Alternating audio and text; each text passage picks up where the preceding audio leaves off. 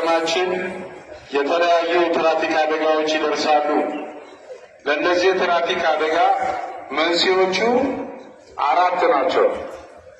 የአሽከርካሪ ስህተት፣ የተሽከርካሪ ስህተት፣ የመንገድ ሁኔታና የአየር ጸባይ ነው። የሰው ስህተት ስንል የእግረኛም ስህተት ለትራፊክ አደጋ መከሰት መንስኤ ነው።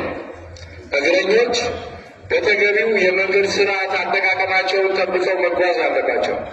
በተለይ ተማሪዎች ወደ ትምህርት ቤት ስንመጣ ወይ ከትምህርት ቤት ወደ ቤት ስንሄድ በማንኛውም እንቅስቃሴያችን ጥንቃቄ ማድረግ ያስፈልገናል። አሽከርካሪዎች ብዙም ለእግረኛ ቅድሚያ የማይሰጡ አሉ። ያንን መከላከል የምንችለው እኛ በጥንቃቄ መንገድ ስንሻገር፣ መንገድ በምናቋርጥበት ጊዜ ተገቢውን የሆነ ጥንቃቄ ማድረግ ያስፈልጋል። በመንገድ ላይ ፍጹም ልናደርጋቸው የማይገቡ ተግባራት መሯሯጥ፣ መጫወት፣ በመንገድ ላይ መላፋት፣ ይሄ ለትራፊክ አደጋ ያጋልጠናል። ሁሉ ጊዜ የግራ ጠርዛችንን ይዘን መጓዝ አለብን። ጀርባችንን ለተሽከርካሪ መስጠት አደገኛ ነው። ምክንያቱም ከኋላችን የሚመጣን ተሽከርካሪ አናየው።